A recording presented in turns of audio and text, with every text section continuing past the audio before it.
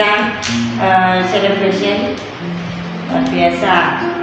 Mari kita ya, tapi kita juga ucap doa dulu. Walau 1000 orang lembah di sisimu dan 10.000 di sebelah kananmu, tetapi itu tidak akan menimpamu. Engkau hanya menonton dengan matamu sendiri dan melihat pembalasan terhadap orang-orang fasik, sebab Tuhan ialah tempat perlindunganmu yang maha tinggi, telah kau buat tempat perteduhanmu. Amin. Kita bisa merdeka ya kalau berteduh bersama Tuhan dan kita hidup bersama Tuhan. Bapak, kami bersyukur karena pada sore hari ini kita ngadain Sunday Celebration, di mana kita bersyukur Bapak kami berada di tempat ini. Kami hanya mengucapkan syukur dari 1 minggu ini kita beribadah. Kami percaya Bapak, di mana setiap saat kami mendapatkan berkat-berkat-Mu, perlindungan-Mu, kasih setiamu yang melekat dalam hidup kami. Kau tuntun hidup kami, anak-anak-Mu yang ada di PCC ini Tuhan. Ucapan syukur mereka ada di tempat ini, mereka bersyukur Bapak. Maka ini kita akan puji-pujian menyembah kami, dan kami akan mendengar firman-Mu, di mana air kehidupan itu mengalir dalam hidup kami. Kami bersyukur Bapak. Terima kasih. Dalam nama Tuhan Yesus, amin. Dalam PCC, halo. Kita bangkit berdiri sama-sama. Roh Kudus tercurah di tempat ini, amin. Amin. Roh Kudus tercurah di tempat ini. Urapannya yang ajaib, memulihkan umatnya. Roh Kudus tercurah hari bedanya, membangkitkan umat pilihannya. Hari inilah harinya Tuhan.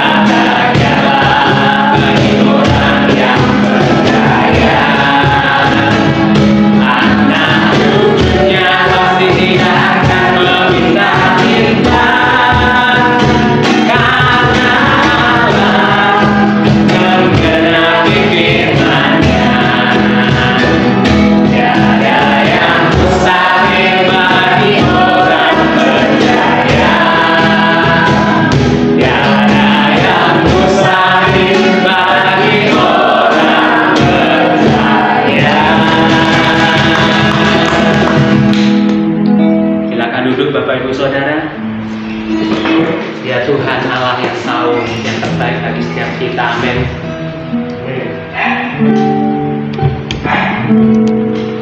Saat ku berjalan, kasih-Mu menerangi langkahku. Takut, takut, takut bimbang, karena Kau bersamaku saat berjalan, saat ku berjalan. Kasih-Mu menerangi langkahku. Takut, takut, takut bimbang, karena ku tahu Kau bersamaku. Mari kita angkat tangan bersama-sama.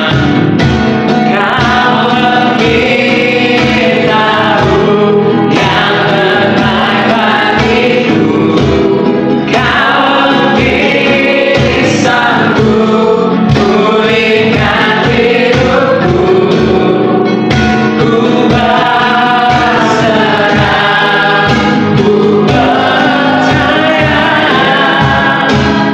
hanya Yesus penolong yang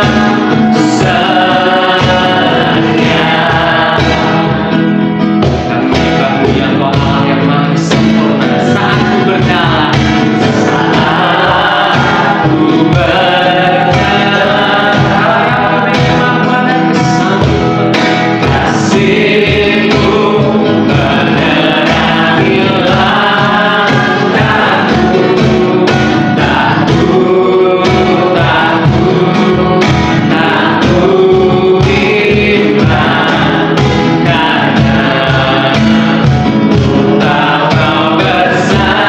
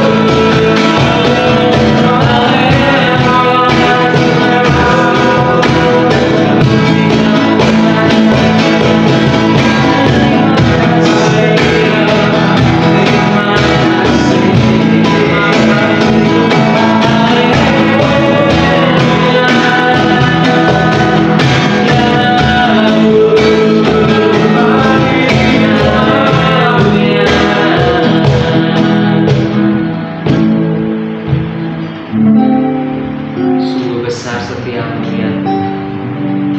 Bapa Allah yang maha sempurna, yang menyempurnakan, memberikan kekuatan, kesanggupan, hikmat, marifat. Terima kasih ya. Terima kasih di dalam nama Tuhan Yesus Kristus.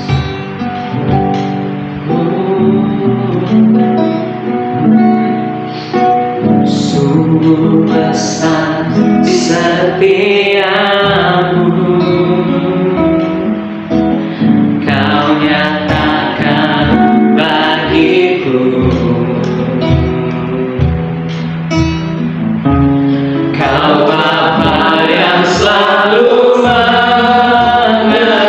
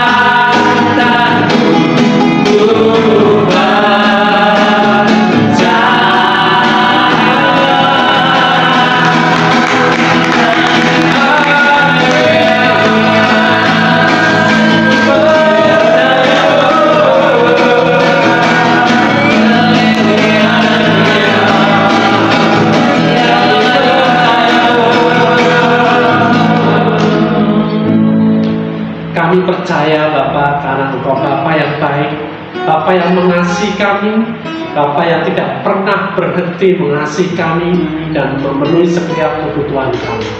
Kami percaya Engkau sudah melakukan perkara yang ajaib dalam hidup kami. Engkau mengerjakan pekerjaan-pekerjaan yang baik dalam kehidupan kami, Tuhan. Terima kasih Tuhan, kami mengucap syukur. Dan malam hari ini Tuhan, kami merayakan semua kebaikan-Mu dalam hidup kami. Kami merayakan apa yang sudah Kau lakukan dalam kehidupan kami, Tuhan. Karena Engkau senantiasa bersukacita oleh karena kami anak-anak-Mu, Tuhan. Terima kasih Bapak, kami mengucap syukur Tuhan untuk malam hari ini Tuhan. Dan kami siap menerima yang terbaik daripada Engkau. Kami siap untuk mengenal Engkau lebih dalam lagi. Dan biar pengenalan kami akan Engkau Tuhan memerdekakan kami Tuhan. Terima kasih Roh Kudus Kau yang membimbing kami, Kau yang memberikan kami pengetahuan pewahyuan. Sehingga apa yang kami pelajari hari ini, kami menerimanya dengan penuh Tuhan. Kami menerimanya dengan sukacita, dengan damai sejahtera. Dan itu mengubah kehidupan kami, mengubah keluarga kami, mengubah pekerjaan bisnis kami, Tuhan. Mengubah sekitar lingkungan kami, Tuhan. Karena kami adalah terang buat dunia ini. Terima kasih Bapak, kami mengucap syukur dan kami semua siap mendengar Engkau Tuhan. Di dalam nama Tuhan Yesus, haleluya, amin. Apa kabar hari ini? Luar biasa. Apa kabar hari ini? Luar biasa. Kita sepanjang minggu yang lalu, 3-4 minggu ini ya, kita belajar tentang berdoa. Ya. Saya berharap mulai dilakukan ya dalam keseharian berdoa dengan iman. Ya.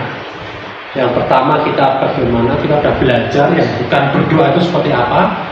Dan kita masuk dalam berdoa, ya berdoa memuliakan, kita tahu dengan siapa kita ngobrol, dengan siapa kita bicara, yaitu dengan Bapa.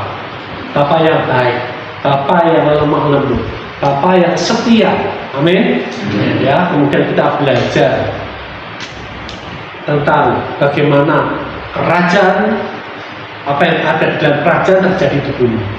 Kehendak Tuhan yang ada di dalam kerajaan surga terjadi di bumi ini. Amin. Ya, kita bisa menerimanya hanya dengan iman semuanya itu. Jadi kalau kita berdoa di luar iman, tidak nyampe. Amin. Ya. Nah kemudian kita belajar dan karena kami pada hari ini makan yang secukupnya minggu kemarin.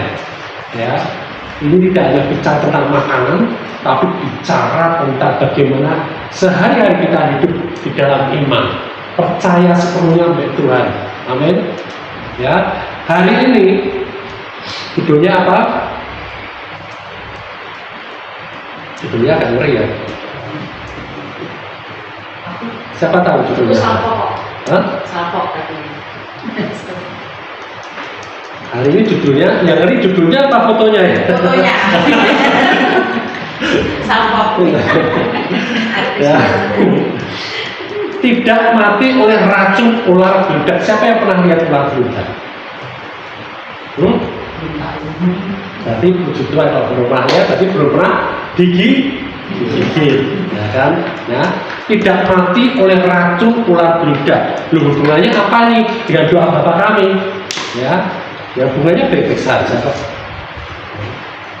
Kita lihat, kita baca di dalam Matius 6 ayat 13. Masih di dalam doa Bapa kami. Matius 6 ayat 13, silakan dibaca. Ini yang baca yang perempuan.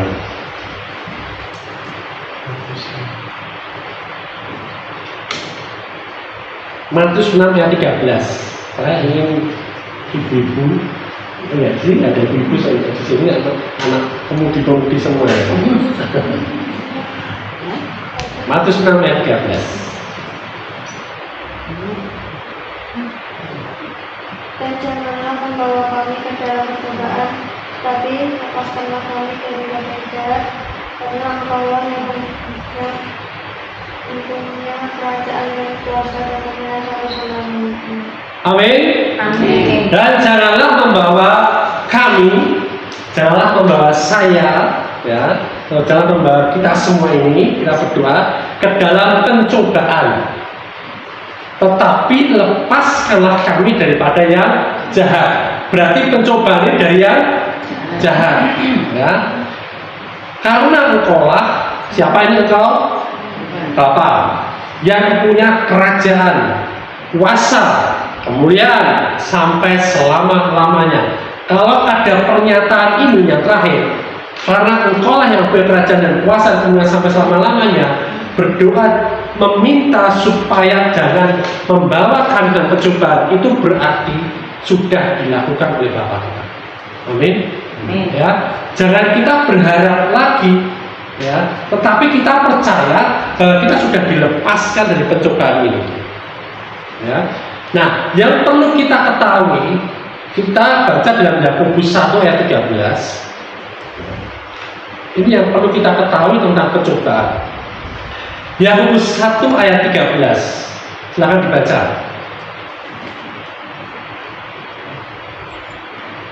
Apabila seorang dicobai, janganlah ia berkata, pencobaan ini datang dari Allah, sebab Allah tidak dapat dicobai oleh yang jahat, dan ia sendiri tidak mencobai siapapun. Amin. Ya, kita sekarang tahu ya. Apabila, makanya tadi kan kita terang, jangan bawa kami ke dalam pencobaan. Yang kasih pencobaan itu yang jahat. Makanya di sini, apabila seorang dicobai, siapapun di sini, kalau mengalami pencobaan, ya, siapa yang, apa sih pencobaan itu seperti apa tuh misalnya? Contohnya apa nih? Siapa yang pernah mengalami pencobaan? Ayo. Nggak ada yang pernah dicobai. Siapa yang pernah mengalami pencobaan? Dicobai oleh pasangannya sendiri bisa loh. Dicobai oleh binatang piaraannya, ya kan? Dicobai oleh teman dekatnya, bestinya, pernah nggak? Ya kan? Rasanya kok pengen marah. Ini pencobaan ini mau dilampiaskan kemarahannya, emosinya atau dikendalikan, ya. Pencobaan mengalami sakit penyakit, pencobaan mengalami padang gurun, penderitaan, ya. Mengalami sakit hati. Kalau sakit hati, sakitnya di mana? Di sini, nggak di sana ya, di sini. Nah, dikatakan di sini apa? Apabila seorang dicobai dalam bentuk apapun, janganlah ia berkata pencobaan ini datang dari Allah. Jangan. Ya, kita tahu sekarang sebab Allah tidak dapat dicobai oleh yang jahat. Amin. Dan ia sendiri tidak mencobai siapapun. Jadi jangan sampai kita ini mengalami, ketika kita mengalami sakit penyakit misalkan, oh Tuhan, Engkau mungkin lagi menguji aku supaya aku lebih sabar, aku mungkin lebih hati-hati dalam hidupku. Ya, bukan Allah yang mencobai, bukan Allah yang memberikan cobaan. Amin. Amin. Ya, kita tahu ya. Jadi jangan menuduh Allah lagi. Ya, kalau kita tahunya itu dari Allah, ya jangan ditengking, jangan diusir. Ya, oh ini sakit penyakit dari Allah nih. Ya, kalau dari Allah tuh semuanya baik kan. Berarti jangan sembuh dong. Gitu. Ya, enggak ya. Segala sesuatu yang jahat, yang enggak baik itu bukan dari Allah. Ya. Dan Allah juga tidak dapat dicobai oleh siapapun. Jadi jangan sekali-sekali mencobai Allah. Ya. Jangan sekali-sekali mencobai Allah. Ya. Karena dia nggak mempan dicobai. Malah balik ke kita sendiri nanti, ya. Dan dia sendiri tidak mencobai siapapun. Ini ingat, ini harus apa ya, nempel di hati kita, tertanam dalam hati kita, dan mengubah pikiran kita, cara pandang kita tentang Bapa kita, tentang Allah, ya. Bahwa kita mengenal segala sesuatu yang kita alami di dunia ini, ya, itu tidak semuanya dikendalikan oleh Tuhan. Ya, nanti mungkin 2 minggu lagi tentang kuasa, temanya, ya, itu kita akan bahas itu. Tidak semua dikendalikan oleh Allah kita. Ya. Jadi Allah tidak bisa dicobai dan tidak mencobai. Nah, siapa tuh yang mencobai? Ya, kita harus ngerti ini. Yang kerongnya siapa ini? Matius 4 ayat 3. Coba kita lihat.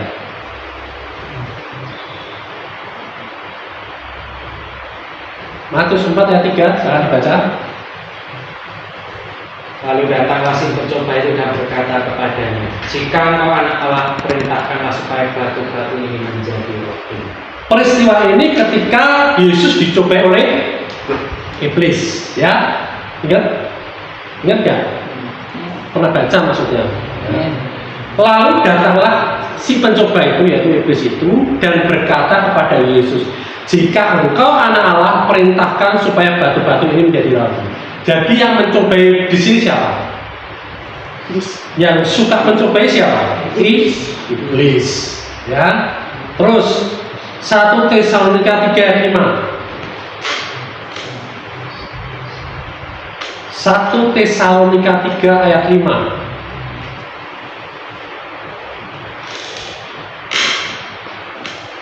Silakan dibaca.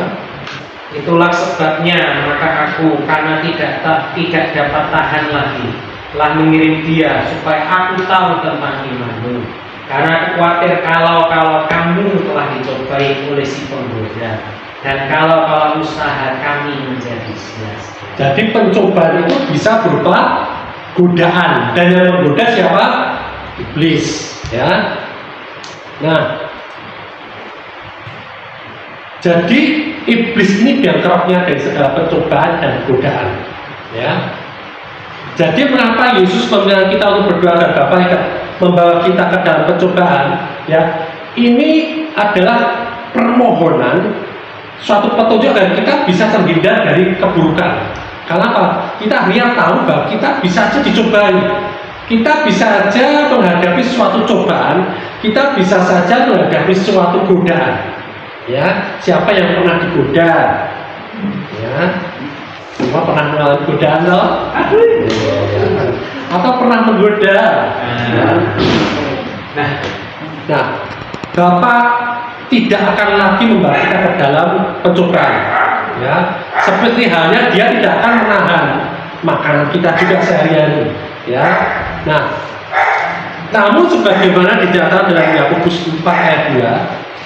Ya, dalam Yakobus 4 ayat 2, kamu tidak mempunyainya karena kamu tidak meminta. Ya.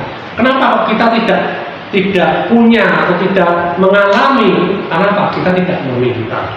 Bukan berarti Tuhan belum memberikan, tapi Tuhan ingin Dia dengan anaknya ini ada suatu komunikasi yang intim, ya, ada suatu hubungan yang baik, ya, nggak diem-dieman.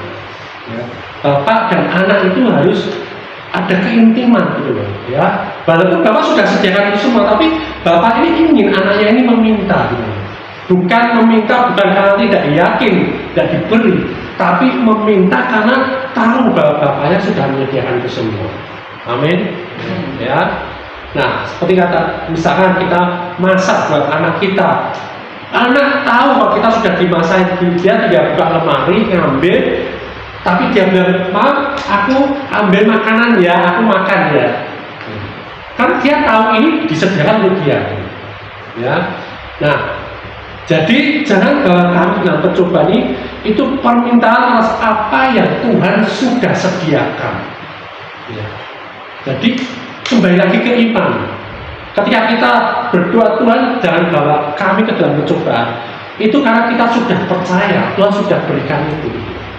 Tuhan sudah memberikan kita kelepasan, Tuhan sudah memberikan kita jalan keluar, Dia sudah memberikan kita kekuatan, Dia sudah memberikan kita semua solusinya. Amin. Ya. Nah, misalkan apa nih? Ya. Bagian doa yang berfungsi sebagai pengingat bagi kita akan perlindungan yang Tuhan sudah janjikan. Ya, kita harus ngerti banget Tuhan sudah janjikan dan Tuhan sudah genapi apa yang dijanjikan itu. Saya ingin bercerita tentang si Paulus ya. Siapa? Paulus. Apa kenal Paulus? Ya, ketika Paulus ada di Melita atau sekarang namanya Malta, ya. Kisah Para Rasul 28 ayat 1 sampai 10. Nah, ini agak panjang, kita baca aja enggak apa-apa. Supaya kita ngerti ini suatu cerita yang terjadi, ya.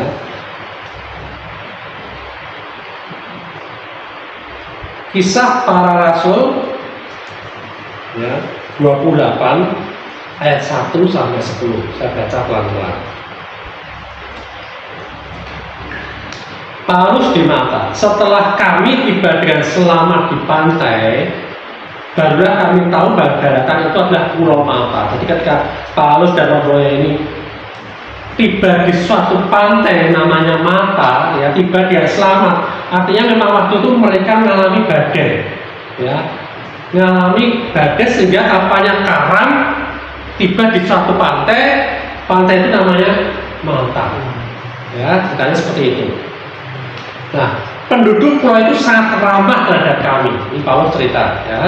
Mereka menyalakan api besar, menyalakan api unggun, dan mengajak kami semua ke situ karena telah mulai hujan dan hawanya dingin. Ya. Jadi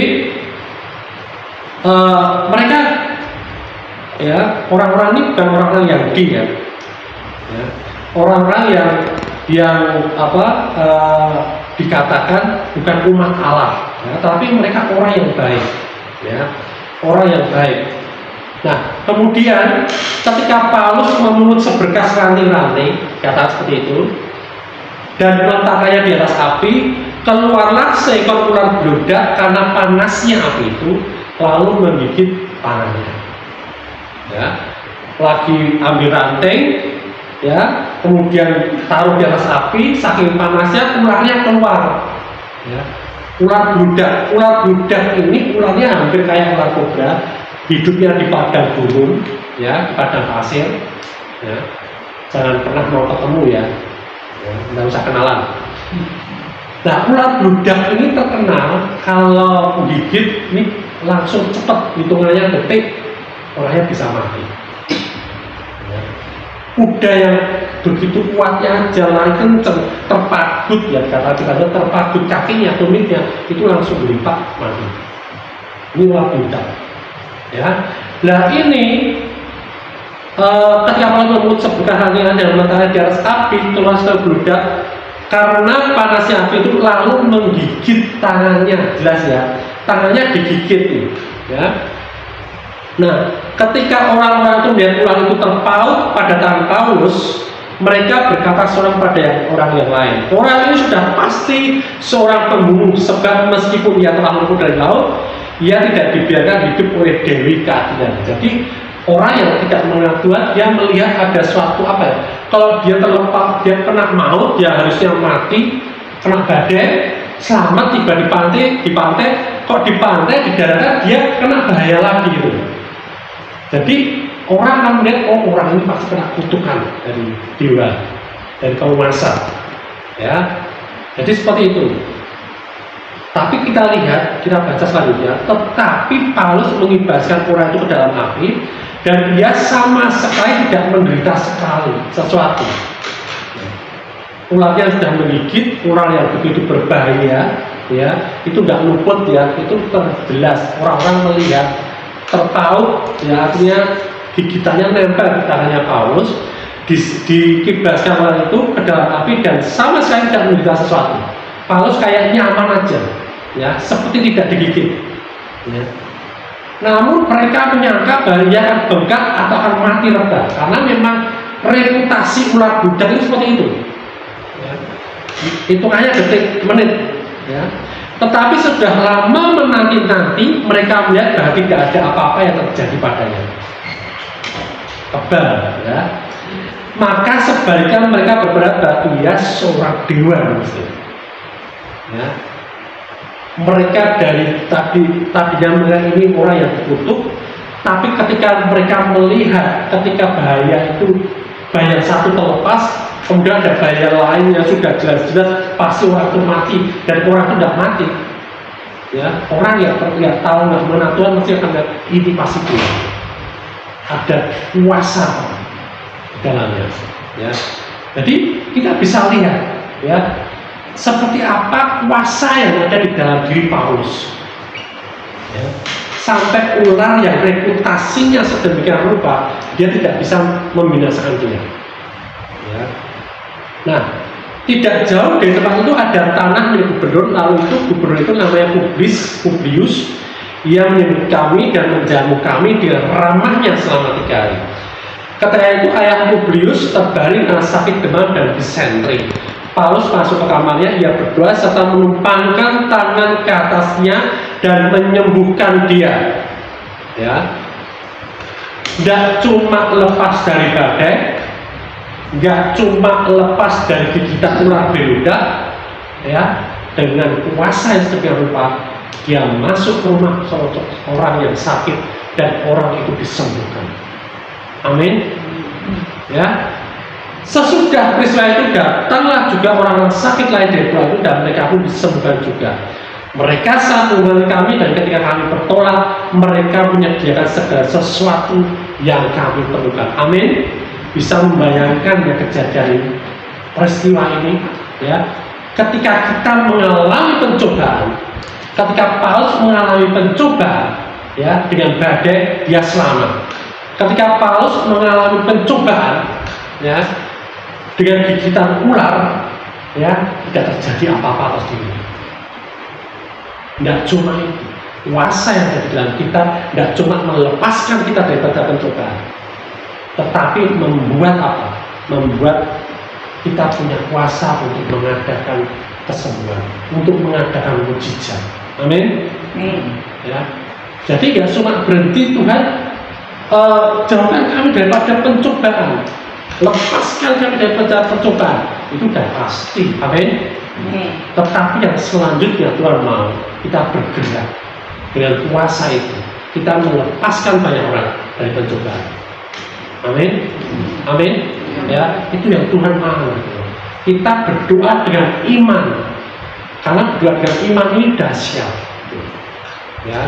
Nah, dikatakan sesudah peristiwa itu datang juga orang sakit dari pulau itu dan mereka pun disembuhkan juga. Dampaknya tidak cuma untuk diri sendiri, dampaknya nggak cuma untuk kita ini keluar dari pencobaan kita sendiri, tapi dampaknya membuat orang dibebaskan dari setiap masalah mereka.